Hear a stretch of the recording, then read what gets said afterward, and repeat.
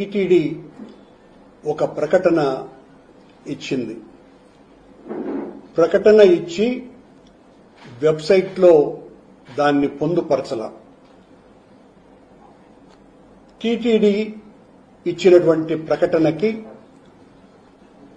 తెలుగుదేశం పార్టీకి సంబంధించిన పత్రికలు, ఛానళ్లు ఆ ప్రకటనని చాలా బహుళ ప్రాచుర్యంలోకి తెచ్చినాయి. టీటీడీ ఆ ప్రకటనని మేము ఇవ్వలేదు అని ఖండించను కూడా లేదు. అంటే టీటీడీ ఇచ్చినట్టుగానే భావించవలసి వస్తుంది. అదే ప్రకటనని బిఆర్ నాయుడు గారు తన ట్విట్టర్లో యథాతథంగా ఉంచటము జరిగింది. టీటీడీని ఎవరు ప్రశ్నించారని వాళ్లు సమాధానమిచ్చినారో అర్థం కావటం లేదు. ఎవరు టీటీడీని ప్రశ్నించలా, ప్రశ్నించింది టీడీపీని.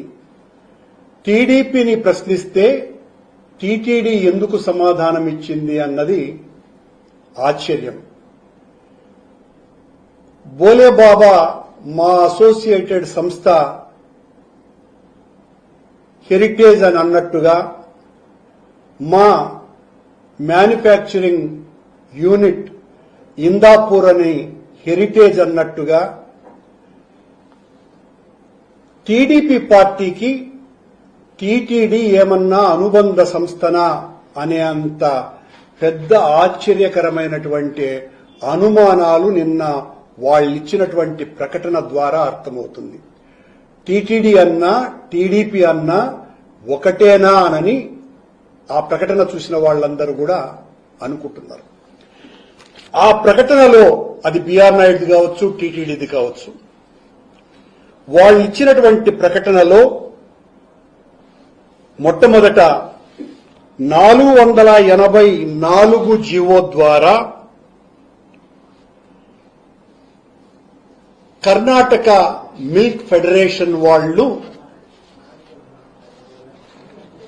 టెండర్లలో పాల్గొని 20 లక్షల కేజీల సరఫరాకి 10 లక్షల కేజీలని సరఫరా చేస్తామని చెప్పినారు కనుక మిగతా 10 లక్షలకు L2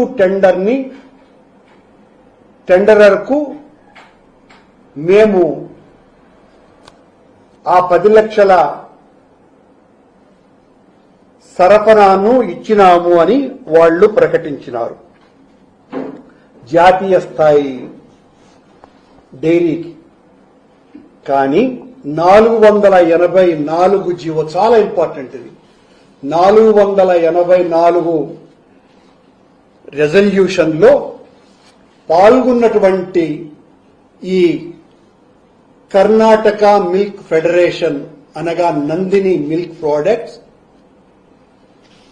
20 లక్షల కేజీల సరఫరాకు సంబంధించి పాల్గొన్నటువంటి ఈ సంస్థ సింగిల్ టెండరర్. కానీ టీటీడీ తాను ఇచ్చినటువంటి ప్రకటనలో ఇది 20 లక్షలు సరఫరా చేయలేను అని చెబితే L2 టెండర్ గా ఉన్నటువంటి జాతీయ డైరీకి ఇచ్చినాము అని ప్రకటించినారు. కానీ మేము సరఫరా చెయ్యలేము అని వీళ్లు ప్రకటించలేదు. 10 లక్షలకు మాత్రమే సరఫరా చేస్తాం, 10 లక్షలకు సరఫరా చేస్తున్నాము అని ప్రకటించినారు. L2 టెండరర్ ఈ టెండర్లో లేనే లేదు.